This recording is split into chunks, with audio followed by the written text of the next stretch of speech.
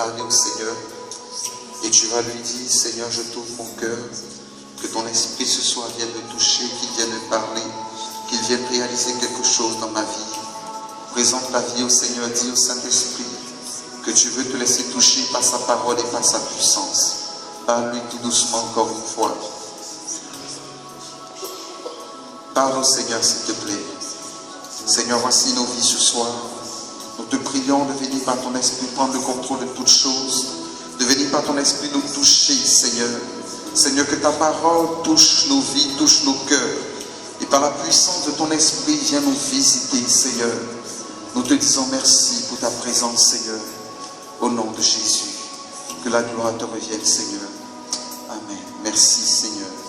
Nous pouvons nous asseoir, frères et sœurs. Paix et joie. Paix et joie. Soyez encore bénis. Frères et sœurs, ce soir, le Seigneur veut nous donner une parole solide, une parole qui nous fasse avancer. La parole nous dit que Joseph a quitté la prison, il s'est retrouvé au palais royal. Amen. Et c'est ce genre de bénédiction que je te souhaite ce soir. Mais pour que cette bénédiction puisse se réaliser dans ta vie, il faut que tu reçoives la semence qui est la parole. Et cette parole va venir à toi ce soir. Ce soir, nous avons la joie de recevoir un serviteur de Dieu. Il est responsable du ministère dans lequel nous sommes. Ce ministère, c'est l'école d'évangélisation. C'est un ministère de la communauté catholique Mère du Divin Amour. Et ce ministère est représenté ici par la structure Ephraïm. Amen. Alors, j'ai l'honneur et la joie de vous présenter ce soir notre premier responsable. Le premier responsable de ce ministère, c'est le frère Mathias Marie. Je te prie d'acclamer le Seigneur et de le recevoir à présent.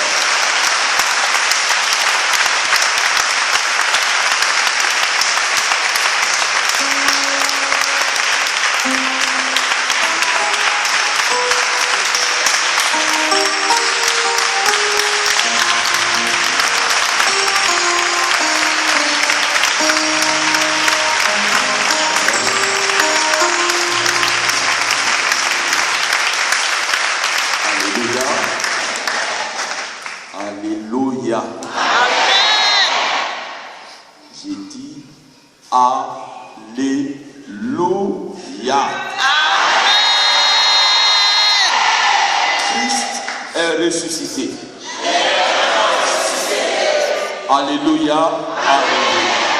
Christ est ressuscité. Il est vraiment ressuscité. Alléluia, Alléluia. Amen.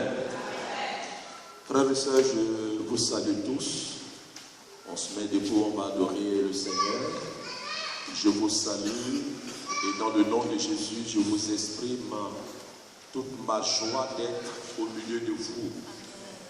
Nous ne sommes pas venus ici en tant que maîtres, mais nous sommes venus ici en tant que frères et sœurs dans le Seigneur pour adorer Dieu avec vous, parce que lorsqu'on vous voit, vous êtes des personnes qui connaissent Dieu, vous êtes des personnes qui avaient Dieu, et nous ne pensons pas pouvoir vous révéler Dieu. Et le dire, c'est avec toute la sincérité du cœur que je vous le dis. Et je crois pouvoir compter sur la grâce de chacun d'entre vous pour que notre assemblée soit une assemblée richement bénie par la présence de Dieu. Amen. Je vous ai vu très nombreux, c'est parce qu'il y a une soif dans votre cœur, une soif de vivre quelque chose de bien, de fort, de surnaturel, de glorieux. Et tout cela ne peut l'être que par une seule et unique personne, Jésus-Christ de Nazareth. Et sa bonté et sa grâce exigent qu'avant de prendre la parole, que nous puissions l'adorer. Tout à l'heure, vous l'avez adoré, mais il est bon que, puisque je parlerai de sa part, que je puisse incliner mon âme devant sa majesté, son autorité, son excellence, celui dont le nom est au-dessus de tout nom, pour que véritablement la grâce nous soit accordée. Parce que sans sa grâce, nul au milieu de nous peut recevoir ni être ce qu'il souhaite être. C'est pourquoi nous en élevons la main, mais le Seigneur, j'ai un chant particulier que j'aime beaucoup et je crois que vous allez l'adorer. C'est un chant, quand j'écoute, je me sens transporté dans la présence de Dieu. Je me sens comme un enfant bercé par sa mère. Je suis en sécurité, je suis en joie. Même je n'ai même plus besoin de prêcher. Déjà, le seul fait d'écouter ce chant me transporte. Voilà. On va fermer les yeux si vous le voulez, mais c'est pas obligé. Ceux qui veulent peuvent ouvrir les yeux. Bon. Mais il est bon de se laisser transporter, se bercer par la grâce de Dieu. Oh Jésus. J'ai promis de te donner toute la gloire. J'ai promis de dire que c'est toi qui fais toutes choses. Tu es tout pour moi, agneau de Dieu. Tu es tout pour moi, Jésus. Tu es tout pour moi, agneau de Dieu. Tu es tout pour moi, Jésus. Oh, tu es tout pour moi, agneau de Dieu. Tu es tout pour moi, Jésus. Quand je regarde devant moi, il n'y a personne. Tu es tout pour moi, Jésus. Quand je regarde derrière moi, il n'y a personne. Tu es tout pour moi, Jésus. Oh, tu es tout pour moi, agneau de Dieu. Tu es tout pour moi, Jésus. Oh, tu es tout pour moi, agneau de Dieu. Tu es tout pour moi, Jésus. Quand je regarde dans ma vie, il n'y a personne. Tu es tout pour moi, Jésus. Quand je regarde dans ma vie, oh Seigneur, tu es présent. Tu es tout pour moi, Jésus. Oh, tu es tout pour moi, agneau de Dieu. Tu es tout pour moi, Jésus. Oh, tu es tout pour moi, agneau de Dieu. Tu es tout pour moi, Jésus. Je ne sais pas ce que tu attends du Seigneur ce soir, mais je vais t'inviter. Si tu crois qu'il est tout pour toi, si tu crois que tout vient de lui, si tu crois que sur cette terre, personne ne peut t'offrir autre chose que lui seul, alors tu vas élever la voix avec moi et tu vas lui présenter toutes les situations de ta vie. La Bible dit dans le livre de Nombre, le chapitre 14, le verset 28, « Je leur ferai selon ce que mon oreille aura entendu. » Dieu a une oreille attentive à tes attentes, à tes cris. Pendant que le groupe musical sera en train de chanter, je vais t'inviter à parler à Dieu, à lui exprimer que c'est de lui et de lui seul que tu attends quelque chose ce soir. Prions le Seigneur. Tout pour moi, agneau de Dieu. Tu es tout pour moi, Jésus. Tu es tout pour moi. Son onction est parmi nous. Ouh là là. Tu es tout pour moi, Jésus. Oh, tu es tout pour moi, agneau de Dieu. Tu es tout pour moi, Jésus. Oh, tu es tout pour moi, agneau de Dieu. Tu es tout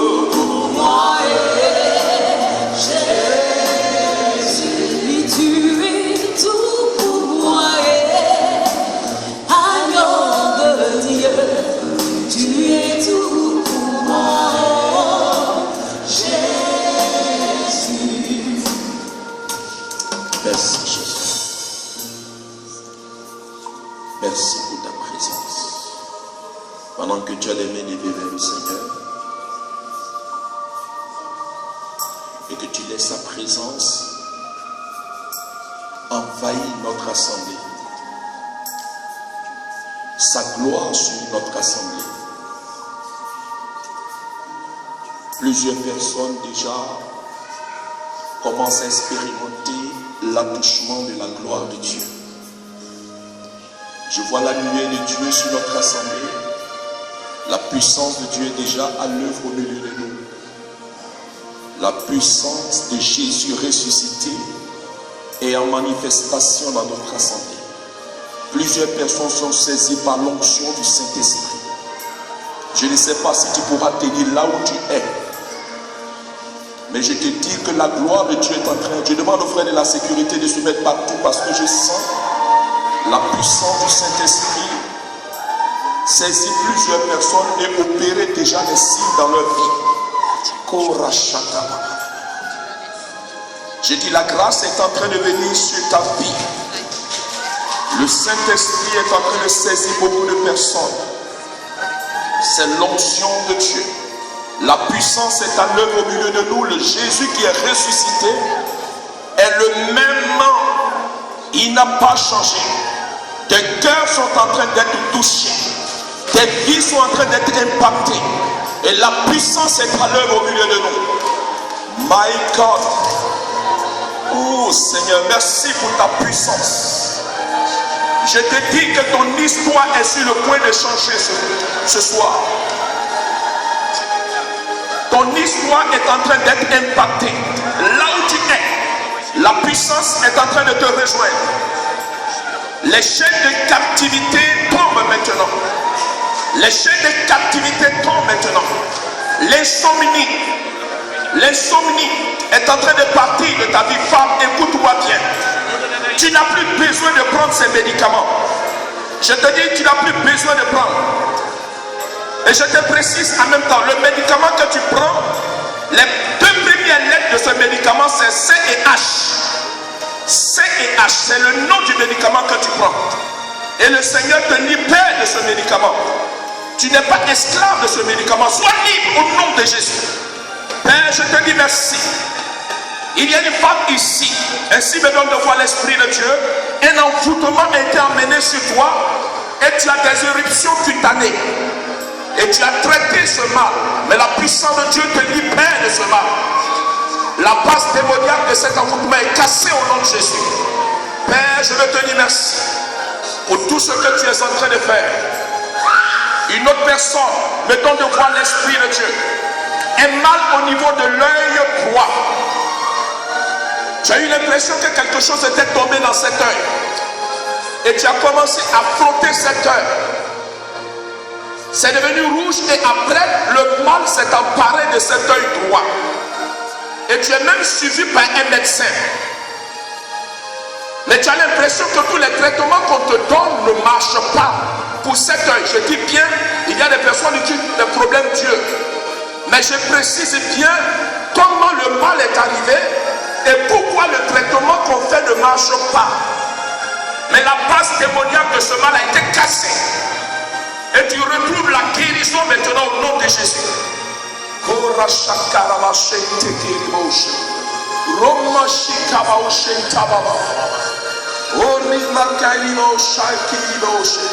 Seigneur, manifeste ta gloire sur ton peuple. Manifeste ta présence sur ton peuple. Il y a ici un monsieur. Tu as pris la décision de rentrer au pays. Tu as pris la décision de rentrer au pays. Parce que rien, absolument rien ne marche dans ta vie. Je vais te dire que c'est de là-bas vient ton problème. Et je te conseille de ne même pas chercher à partir. Reste. Parce qu'après cette rencontre, je t'annonce que ton histoire va connaître une révolution. Dieu va impacter ta vie d'une manière surnaturelle. Père, je vais te dire merci pour l'œuvre de ta gloire. Je vais te bénir et je vais te louer pour ce que tu es en train de faire. Il y a ici une dame qui transporte un mal au niveau du bas-ventre. Et ce mal, quand la crise se manifeste, ça se manifeste par des écoulements de sang, comme si tu voyais tes règles. Mais je vais t'annoncer ce soir la bonne nouvelle pour toi. La puissance de Dieu t'a touché. L'onction du Saint-Esprit t'a visité. Et la source du mal a totalement été brisée. Et Jésus vient de te toucher. Jésus vient de te guérir. Merci Seigneur pour ce que tu es en train de faire. Merci pour ta gloire. Oh Ramachekerebe. Je demande à tous ceux qui ont été touchés par ces paroles de révélation d'avancer ici. Je vais prier pour vous, ce monsieur qui avait décidé de partir. Je voudrais que toutes ces personnes viennent ici.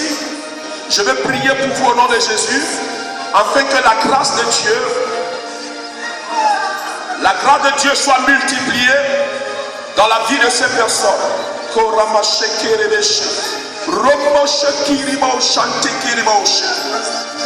Je vais donner une bonne nouvelle à un couple ici. Le monsieur a été frappé par un esprit qui a attaqué au niveau de sa partie intime.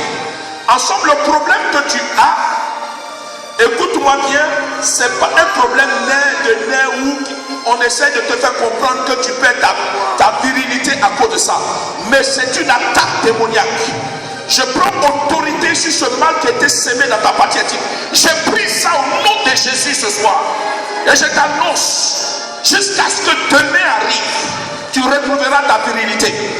Tu n'as plus besoin de prendre ces médicaments. Il faut laisser ça. Jésus t'a libéré.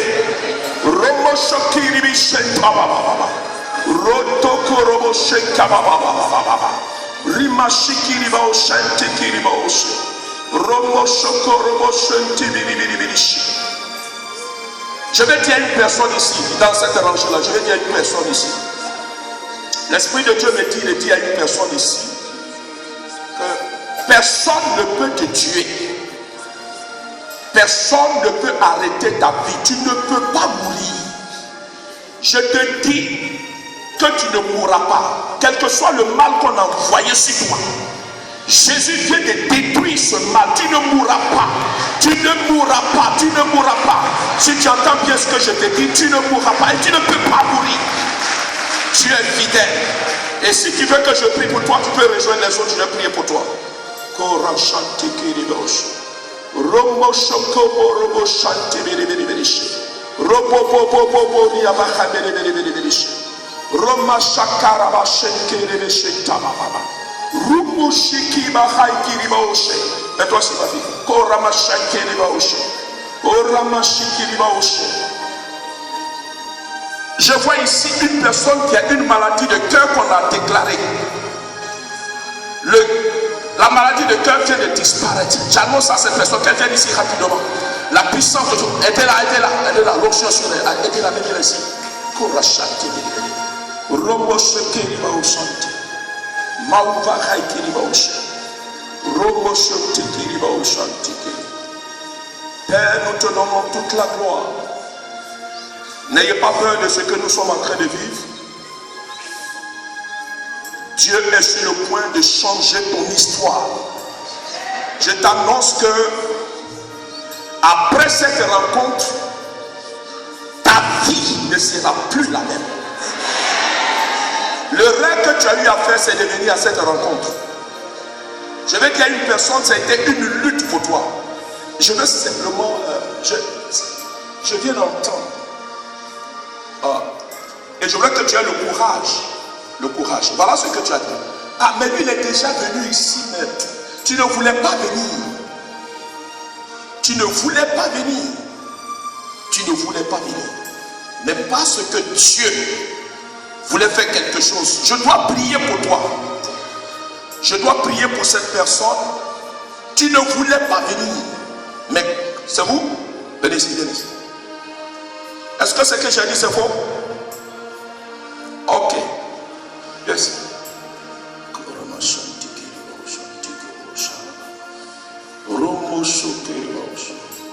Vous avez un Dieu qui est vivant. Ne vous inquiétez pas. Je vais parler à un monsieur ici. N'allez pas donner votre vie à des sectes pernicieuses qui vont détruire votre vie en vous promettant la réussite, toutes ces choses-là. C'est du people. Si Dieu dans son église n'est pas capable de vous donner la solution à ce que vous vivez, ce n'est pas dehors. Parce que ceux qui sont dehors et qui vous disent qu'ils peuvent vous offrir quelque chose sont tous des créatures de Dieu. Si dans la maison de Dieu tu n'as pas une solution, ce n'est pas dehors que tu peux avoir cette solution. Donc accroche-toi à Dieu. Chaque chose a son temps et chaque temps a sa chose. Chaque temps a sa chose. Peut-être que ton temps est arrivé. Peut-être hier ce n'était pas ton temps, c'était le temps d'une autre personne. Mais aujourd'hui peut-être c'est ton temps. Même si aujourd'hui ce n'est pas ton temps, peut-être ça peut être demain. Reste persévérant. Il y a un jour où le ciel s'ouvre pour chacun d'entre nous, où la grâce descend, et où notre histoire est transformée surnaturellement. Nos larmes de douleur deviennent des larmes d'allégresse. Et je prophétise sur votre vie. Tous ceux qui ont pleuré de douleur, tous ceux qui ont pleuré d'angoisse, tous ceux qui ont pleuré d'épreuve, j'annonce que désormais vous allez pleurer d'action de grâce et de reconnaissance à notre Dieu. Merci Seigneur. Levez la main, je vais prier pour vous. Ceux qui se sont avancés, je vais prier pour vous. C'est fini.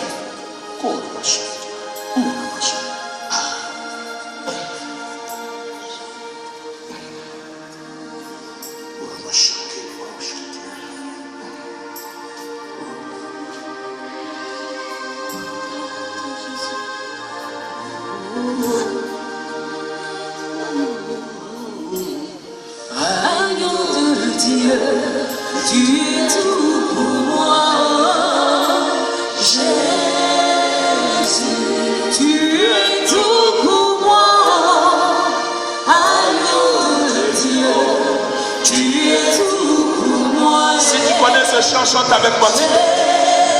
Jésus, oh tu es tout pour moi. Agneau de Dieu, tu es tout pour moi. Jésus, tu es tout pour moi. Agneau de Dieu, tu es tout pour moi.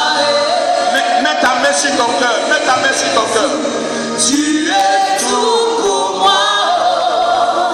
Agneau de Dieu, tu es tout pour moi. Oh, tu es tout pour moi. Agneau de Dieu, tu es tout pour moi.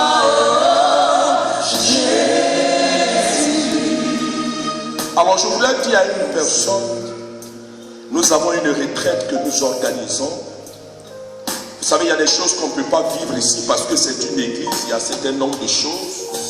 Mais je vous donne rendez-vous à venir rencontrer Jésus au cours de cette retraite. Je ne sais pas dans quelle prison l'on t'a placé. Je ne sais pas quelle est la parole qui a affecté ton identité, à condamner ta vie, à être là où elle est. Je ne sais pas pourquoi rien ne fonctionne dans ta vie. Mais j'ai une réponse pour toi, il s'appelle Jésus. Et le rendez-vous qu'il te donne, c'est à cette retraite que nous organisons. La retraite internationale de la quarantaine qui aura lieu en Belgique. Vous aurez la possibilité, à la fin, on va vous donner tous les renseignements. Mais, il ne faut pas rater. Même s'il n'y a pas de place, forcez parce que le royaume est forcé. Le royaume est forcé. Même s'il faut qu'on prenne 500 places, on va se débrouiller. Parce que je veux, vraiment, j'ai cela fortement dans le cœur. Dieu est sur le point de changer l'histoire de ses enfants.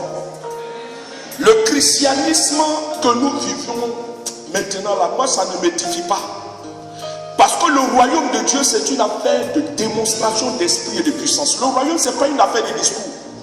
Le monde, ceux qui sont dehors, si nous voulons les voir venir à l'église, il faut que le règne et la gloire de Dieu soient multipliés dans les églises. Pour donner une raison à quelqu'un qui marche dehors de venir ici. Si c'est seulement les discours, les gens vont dire, les théologiens ou bien ceux qui pensent sur France 24 ou bien France 2, ils sont des beaux parleurs, ils parlent beaucoup. Et quand ils développent des sujets, vous pouvez même être édifié et partir. Mais ce qu'ils ne pourront pas produire, c'est la puissance de Dieu. Aïe, aïe, aïe, aïe, aïe, aïe, aïe. Ils ne pourront pas produire ça. C'est ça la différence. C'est pourquoi je vous prie de venir à cette retraite. Même si tu avais décidé de ne pas venir, change. Prends et viens. Tu sortiras et tes yeux verront et tu diras. Amen. Que Dieu bénisse, on s'assoit. Par la grâce de Dieu, donne des acclamations au roi des rois. Amen. Voilà, qui m'accompagne. Voilà. Je vous aime. Je ne sais même pas ce que je vais prêcher.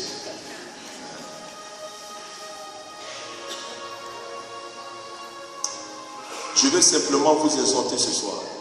Parce qu'on aura d'autres temps.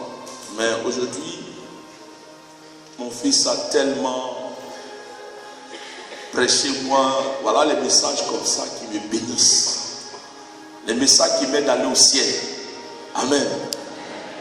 Voilà, parce que personne ne connaît le jour de son jour. Vaut mieux qu'on me donne mon sésame du ciel. Et je dis merci à Dieu pour sa vie. Je veux vraiment donner gloire à Dieu pour un homme, pour un serviteur de Dieu, un père. Je voudrais qu'on acclame Dieu, vraiment pour le père, le curé, le père grec. Je voudrais qu'on acclame très fort. Vraiment, ça, vous êtes en train d'applaudir. J'ai dit d'acclamer très fort le père grec.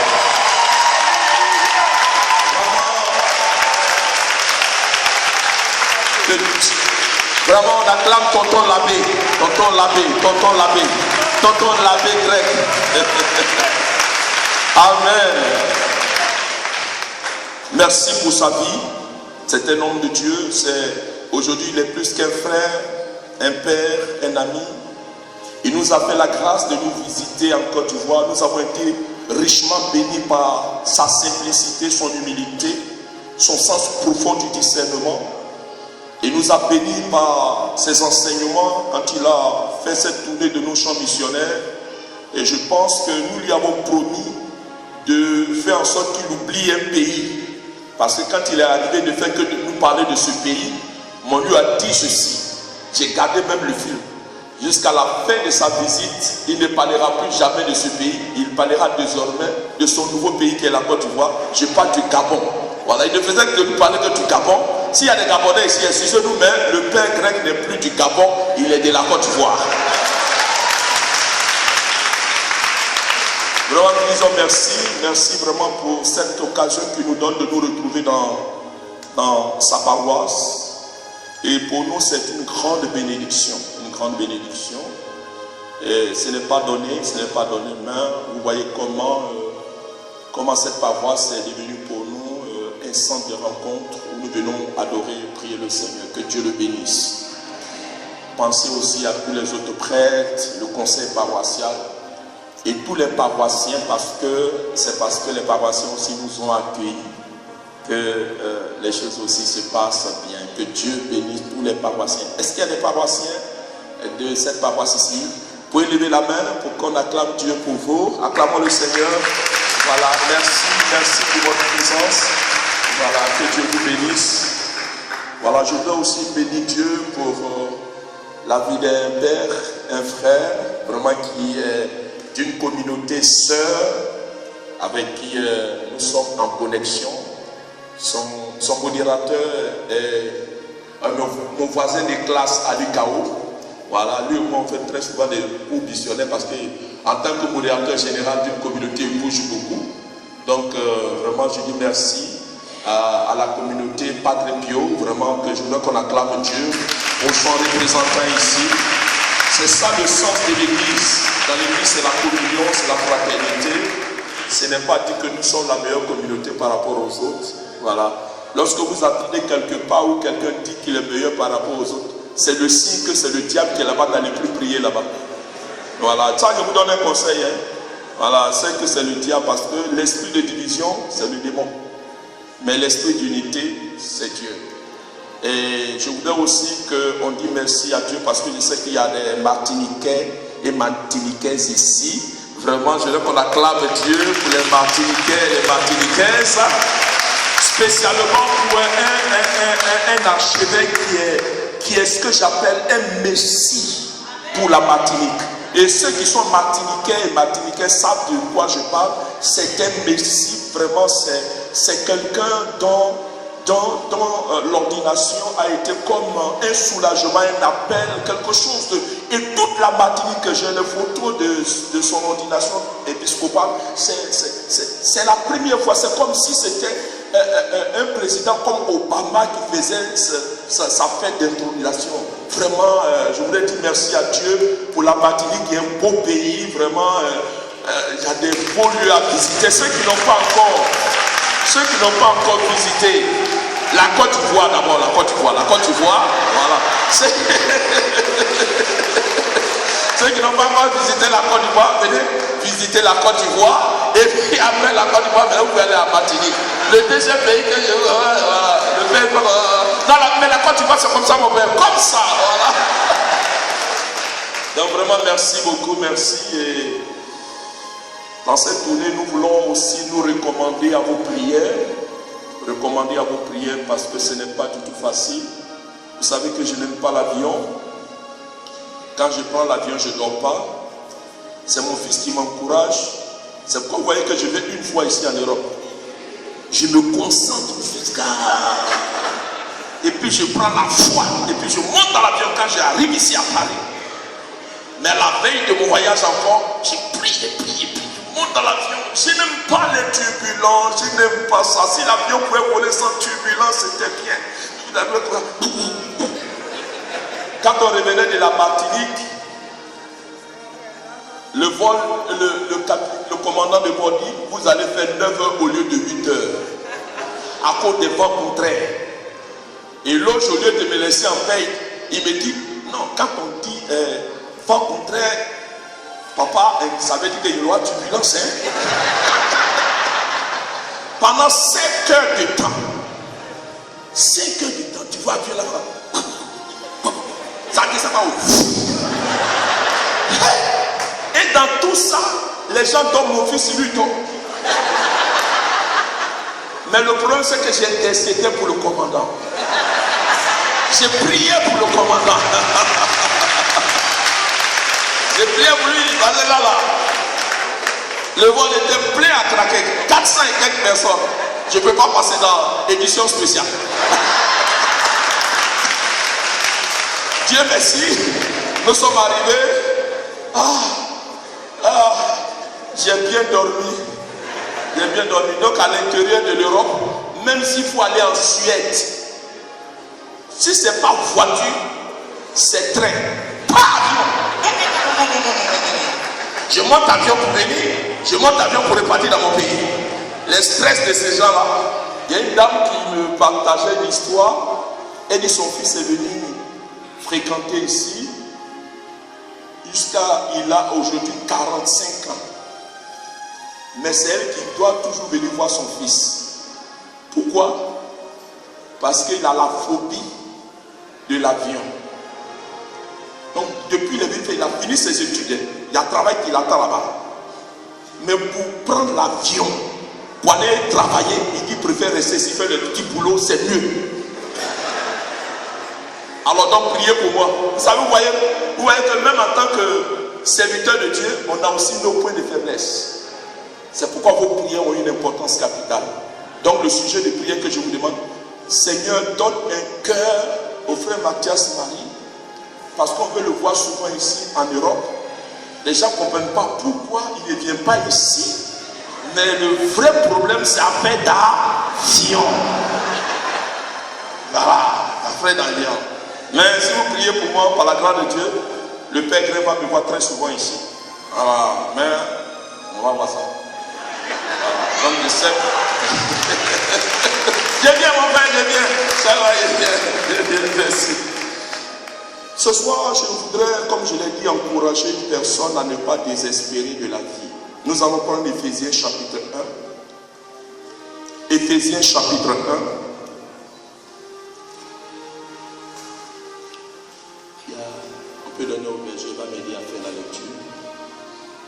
Je ne vais pas être long, je vais exhorter et nous allons terminer par un temps de prière. Éphésiens, le chapitre 1, le verset 3. Béni soit le Dieu et Père de notre Seigneur Jésus-Christ. La Bible dit de rendre grâce à Dieu, de bénir notre Père qui est dans les cieux, qui nous a bénis de toute bénédiction spirituelle. Paul dit que ce Dieu à qui nous devons adresser les prières de bénédiction nous a déjà bénis. De toute bénédiction spirituelle. De toutes sortes de bénédictions spirituelles. Dans les lieux célestes. Dans les lieux célestes en Christ. Amen.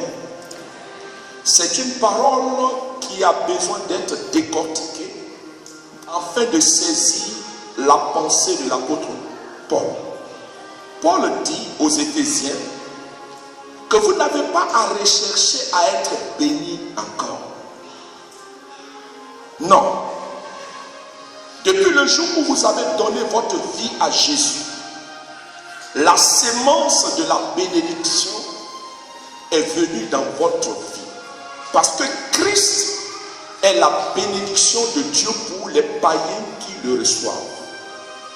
Donc vous êtes dans ce que l'apôtre Paul parle de la bénédiction positionnelle. La bénédiction positionnelle. Vous êtes des êtres bénis. Mais pas la bénédiction matérielle. Non. Il dit que nous sommes spirituellement bénis. Qu'est-ce que cela signifie? Ce qui intéresse Paul, c'est notre réel, pas notre réalité. Parce qu'il y a une différence entre le réel et la réalité. Le réel, c'est ce qui se cache derrière cette enveloppe qui constitue pour nous notre habitation terrestre. Notre réel, c'est l'homme spirituel. Parce que Dieu, dans le récit de la création, il y en a deux récits de la création. Il y a le premier récit qu'on trouve dans Genèse chapitre 1 et le deuxième récit qu'on trouve dans le chapitre 2. On a l'impression que ces deux récits, comme si on a voulu répéter les choses. Non, on n'a pas voulu répéter. Mais quand vous lisez attentivement, nulle part il est écrit dans le deuxième récit le mot créer. C'est dans le premier récit de la création que Dieu utilise le mot créer. C'est-à-dire appeler à l'existence ce qui n'existe pas. Et c'est là où la Bible dit que Dieu nous a créés à son image et selon sa ressemblance. Autrement dit, Dieu nous a créés tel qu'il est. Nous sommes des êtres faits à l'image de Dieu. Nous sommes esprits. Esprit.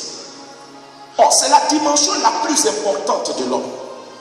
Le diable essaie de nous faire croire que le deuxième récit de la création est le récit le plus important. Parce que dans le deuxième récit, on n'utilise pas le mot créer, on utilise le mot former. En grec, on parle de morphos, c'est-à-dire former. Dieu a pris la poussière et il a formé un corps. Et il a pris l'esprit, l'homme esprit, et il l'a mis dans cette enveloppe. Et nous sommes devenus des êtres vivants. Ce qu'on est dans notre intérieur se révèle dans notre extérieur.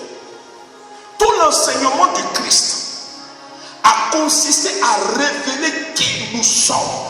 C'est en cela que dans Jean le chapitre 8, lorsqu'il prêchait à la foule qui était là, dans cette foule il y avait les pharisiens, les sadducéens, et les sadducéens et les pharisiens se trouvaient offusqués de ce que Jésus avait dit. Si vous connaissez la vérité vous rendra libre. Mais en disant que la vérité vous rendra libre, par ricochet, Jésus voulait dire que ceux qui étaient en face de lui et qui l'écoutaient étaient des esclaves. Parce que pour être libre, c'est qu'on a un statut de captivité d'esclave. Il dit, si vous acceptez la vérité que je vous donne, vous serez alors des hommes libres. Les pharisiens lui disent, nous n'avons jamais été esclaves de qui que ce soit. Pour que toi tu viennes nous dire que nous devons être libres. Alors Alors Jésus était en train de poser une vérité fondamentale, laquelle c'est que ceux qui l'écoutaient ne savaient pas qui ils étaient. Pourquoi? Ils s'appuyaient sur leur apparence pour croire ce qu'ils sont. Mais à vrai dire, ce qu'ils sont est au-delà de l'apparence physique. On est en fonction de ce que nous sommes dans notre esprit. C'est notre esprit qui révèle. Quand on parle de l'esprit, c'est-à-dire l'esprit, petit e, et notre âme, qui fait de nous l'être spirituel. Or, dans cette dimension-là, beaucoup de choses se passent. C'est là où on peut être physiquement libre, mais spirituellement esclave. C'est là-bas où vous allez voir des personnes assises ici, mais qui sont emprisonnées dans leur village, dans un caillement, dans une rivière, dans une forêt. Pourquoi? Parce que la dimension spirituelle, les lois qui gouvernent le monde spirituel n'ont rien à voir avec le monde physique. Dans le monde spirituel, votre esprit peut prendre toutes les formes possibles, ou on peut faire prendre toutes les formes possibles à votre être spirituel. C'est pourquoi vous allez voir par exemple des personnes qui physiquement bien habillées, mais peuvent être des serpents. Vous pouvez voir des personnes bien habillées, qui marchent bien, qui voyagent avec vous, mais qui peuvent manifester tout le caractère d'un crocodile. Vous allez voir des personnes qui peuvent être libres, mais qui sont dans une prison, enfermées dans une prison. Ça ne vous arrive pas de faire certain nombre de rêves. Un des rêves où vous vous retrouvez dans une maison, enfermé, vous essayez de sortir, mais vous n'y arrivez pas. Et souvent, quand on ne fait pas attention, on va croire que c'est un rêve comme ça. Mais à vrai dire, le rêve est la fenêtre qui nous permet de nous rendre compte de ce qui se passe dans le monde réel. Le monde dans lequel nous sommes, c'est un monde virtuel. Apocalypse dit, ce monde va passer. Un nouveau monde va arriver. Mais c'est le monde réel, le monde où ton toi réel, esprit, qui va fonctionner. Apocalypse précise, quand la trompette va sonner au jour du jugement, la terre va rendre ses morts, mais ne rendra pas ses morts avec le corps de chair, mais avec un corps glorieux. Un corps glorieux, un corps en esprit, qui ne sera pas soumis à la pesanteur de la chair. Avec ce corps glorieux, on peut se déplacer à la vitesse de la lumière, on peut aller partout, on ne tombera pas malade, on n'aura pas faim, on va vivre comme le Christ, après sa résurrection. Il a dit à Marie-Madeleine, ne me touche pas. Je ne suis pas encore allé vers mon Père, vers votre Père. Ce corps qu'il avait, c'était un corps glorieux. C'est comme ça que plus ou moins nous allons être. C'est en cela que nous avons besoin de comprendre que ce qui est important, c'est notre homme spirituel. Et quand on veut expérimenter la bénédiction de Dieu, la bénédiction matérielle, il ne faudrait pas s'évertuer à rechercher des moyens qui vont permettre à la matière d'être bénie, mais plutôt chercher la bénédiction qui touche notre esprit. À vrai dire, la bénédiction de Dieu, c'est l'ensemencement de Dieu par une parole prophétique sur notre être spirituel, avec des conséquences dans le monde physique. Mais le diable nous a fait faire le contraire. Ce qui fait que les gens sont à la recherche des effets de la bénédiction au lieu de rechercher la bénédiction de Dieu. Salomon dit, c'est la bénédiction qui enrichit et il ne la fait suite d'aucun chagrin. Mais quand nous recherchons la prospérité, la bénédiction matérielle, sans rechercher la bénédiction en esprit, nous devenons alors des gens accros et dépendants des choses matérielles. Et c'est là où l'esclavage arrive. Parce que lorsque vous êtes dépendant d'une chose, vous devenez automatiquement esclave de ces choses. La convoitise, c'est le désir à d'une chose qui triomphe de nous. Et ce qui fait que beaucoup de personnes se trouvent tiraillées dans leur âme entre le matériel et l'esprit. Du coup, on cherche le matériel, on cherche le matériel, on cherche le matériel. On n'a plus le temps pour embellir notre être spirituel. Or, Paul dit que Christ ne nous a pas bénis dans le matériel, mais il nous a bénis spirituellement de toutes sortes de bénédictions. Quelles sont les bénédictions spirituelles que Christ a envoyées? C'est ce qu'on appelle les vertus chrétiennes que nous recevons dans les sacrements. Quand nous sommes bénis en esprit, notre âme est bénie par les vertus. Et les vertus s'attachant à notre âme, embellissent notre âme et nous amènent à produire les fruits de l'esprit. Aucun d'entre nous ici ne peut produire les fruits de l'esprit si Dieu n'a pas ensemencé son âme par les vertus. Parce que les vertus sont des dons, des qualités, des choses que l'Esprit de Dieu envoie en notre âme pour purifier, pour embellir notre âme et faire en sorte que notre homme intérieur se trouve consolidé, se trouve être agréable à Dieu. Et le témoignage que nous rendons devient alors un témoignage édifiant. C'est ce que Dieu attend de chacun de nous. Rechercher les bénédictions spirituelles. Et comment ces bénédictions arrivent? Jésus donne la technique, donne la révélation dans Jean chapitre 15, verset 7. Jean chapitre 15, le verset 1 au verset 7. Il parle du sarment et de l'arbre. Si le sarment, la branche n'est pas connectée, s'il n'y a pas une connexion, s'il n'y a pas une communion, alors la branche ne peut pas porter du fruit. Avez-vous déjà vu une branche porter par elle-même du fruit? Non. Parce qu'un arbre, sa vie dépend de sa racine. Et ce que la racine peut tirer comme sève nourricière à partir du sol sur lequel l'arbre est planté.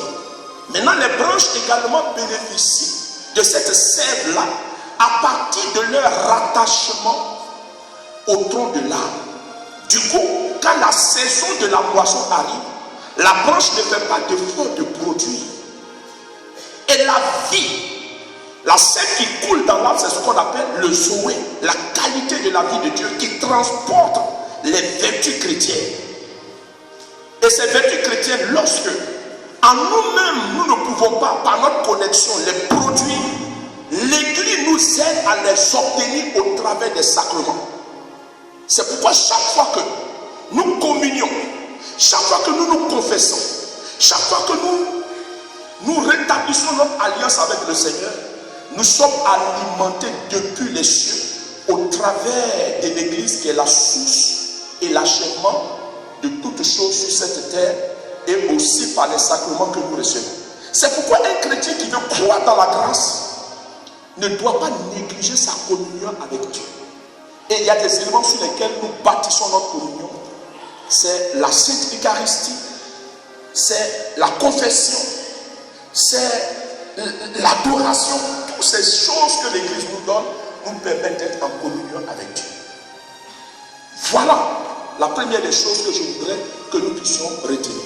La deuxième chose, c'est que quand vous lisez bien attentivement, Paul dit, il nous a bénis dans le Christ.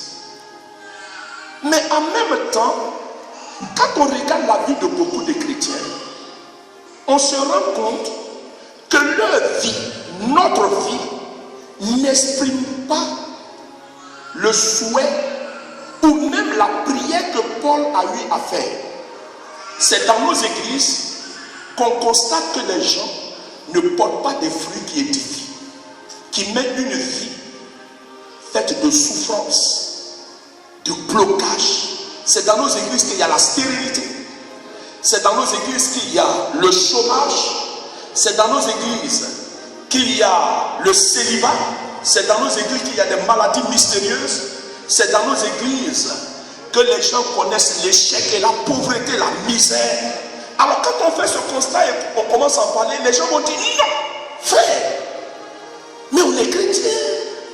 Jésus a porté sa croix.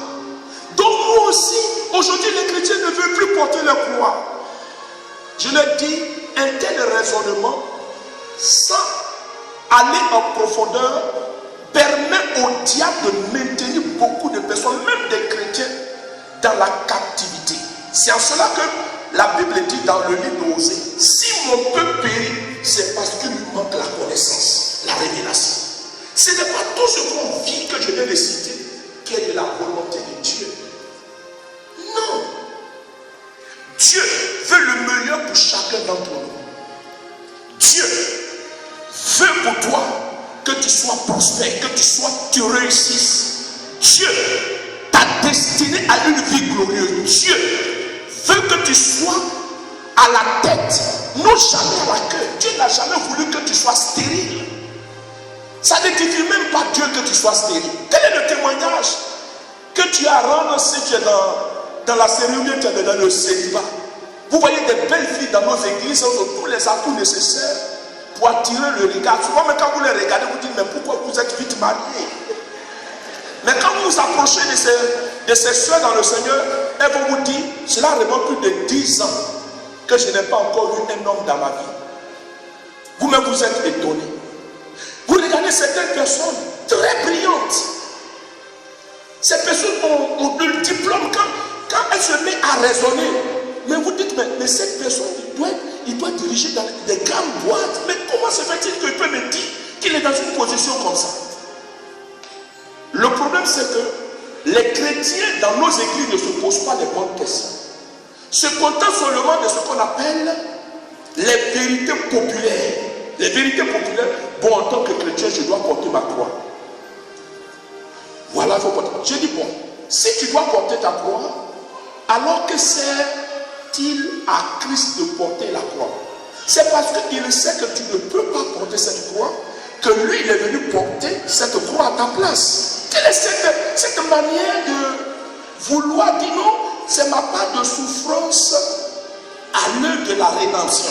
Si tu avais une part de souffrance à faire, donc il fallait laisser Christ en paix. Non.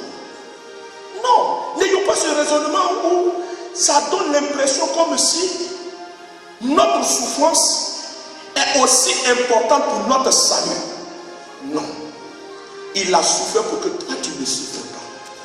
Il a pris sur lui toutes nos maladies pour que toi tu ne tombes pas malade. Même si tu peux tomber malade, il y a différent, vous savez, la langue française, il y a des nuances. Tu peux tomber malade, mais tu ne dois pas tomber malade. Parce qu'il y a de cela 2000 ans, quelqu'un a pris sur lui toutes nos maladies. Il les a crucifiées sur la croix. Afin que, par sa mort et sa résurrection, nous soyons affranchis de toutes sortes de captivités. Vous savez, quand on dit ces choses, on s'arrête seulement à la forme, mais on ne rentre pas dans la révélation, la profondeur. La restauration de l'homme, accomplie par l'œuvre de la rédemption, nous replace dans la position que Adam et Ève avaient avant que le péché ne vienne désorganiser les choses. Alors si nous ne croyons pas à l'œuvre de la rédemption, au sacrifice de Jésus accompli à la croix, de manière parfaite et totale, nous n'avons pas notre place dans les églises. C'est que nous n'avons rien compris concernant le sacrifice de Jésus. Jésus est mort à la croix pour rétablir toutes choses. Mais cela ne veut pas dire, parce que tu es chrétien, tu ne peux pas tomber malade. Ce n'est pas parce que tu es chrétien que tu ne peux pas connaître l'échec. Le discours n'est pas à ce niveau, mais le discours est au niveau pourquoi je vis ce que je vis. Pourquoi? Qu'est-ce qui se cache derrière ce que je vis? Quelle est l'information? Parce que même un miracle accompli par Dieu, on ne s'arrête pas au miracle, parce que le miracle est un signe qui nous conduit au signifié. C'est-à-dire, il y a une pensée cachée de Dieu derrière. Quand tu ouvres les yeux d'un aveugle, il y a un message derrière cela. Alors quand je vis une situation, quel est le message qui est caché derrière? Et c'est ce que Jésus a essayé de leur dire. Il dit, vous êtes des esclaves. Il dit, ne nous insulte pas. Mais en somme, Jésus posait une vérité au sujet de leur identité. Beaucoup de personnes ne savent pas qui elles sont véritablement. Regardez la femme qui était assise dans les églises en train de prier. 18 ans, frappée par une infirmité.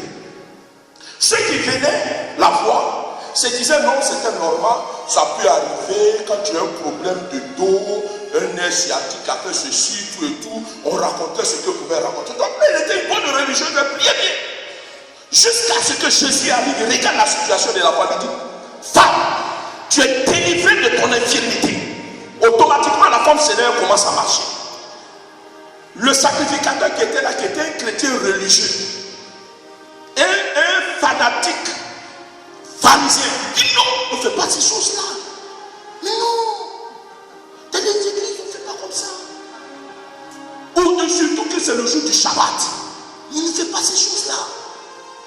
Jésus dit, mais il ne comprend pas, mais cette fille, n'est-elle pas une fille d'Abraham?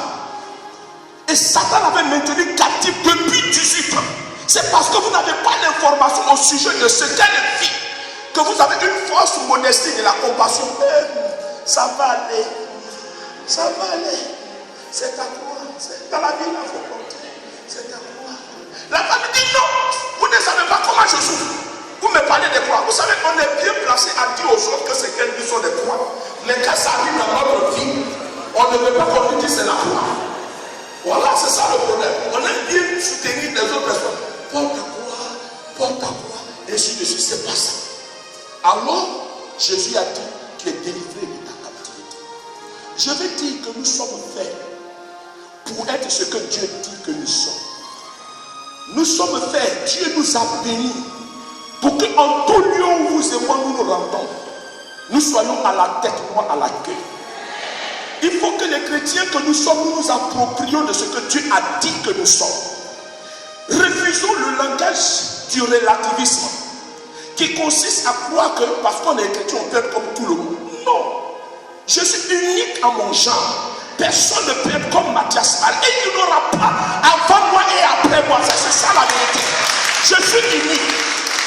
Mes empreintes, même si je suis né jumeau, mes empreintes ne sont pas les mêmes que mon jumeau, ma jumelle. Non, je suis unique. Si Dieu a dit que je suis béni, je crois ce que Dieu a dit que je suis. Si Dieu dit que je suis capable d'une chose, je suis capable parce que Dieu m'a dit que je suis capable. Mais ne regarde pas aux limites humaines. Ne regarde pas aux limites humaines pour apprécier ta vie en fonction de cela. Parce que le monde dans lequel tu es un monde virtuel. Ce n'est pas un monde réel. Le monde réel se trouve dans ce que Dieu a dit que tu es. Tu es fait pour réussir.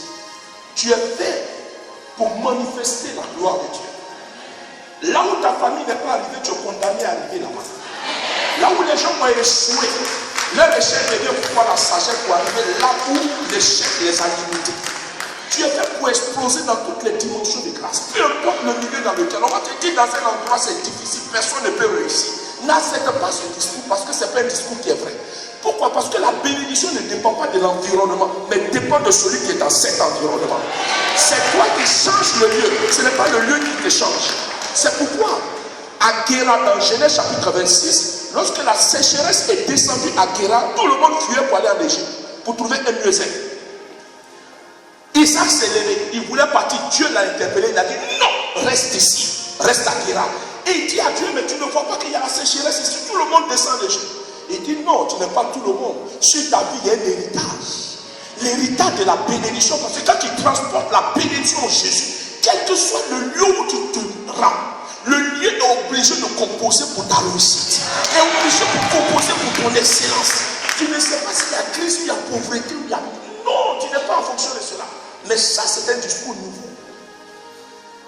Pour que tu voies ces choses, il faut que tu crois.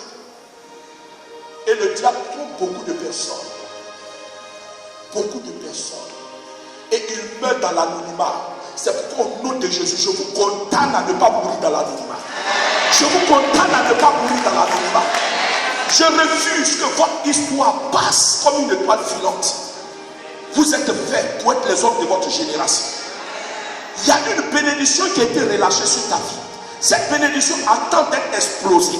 Et pour cela, il te faut faire une seule chose. La seule chose, c'est d'être en connexion avec la source. Jésus dit, quand vous priez, dites Abba. Abba signifie source. Connectez-vous à cette source.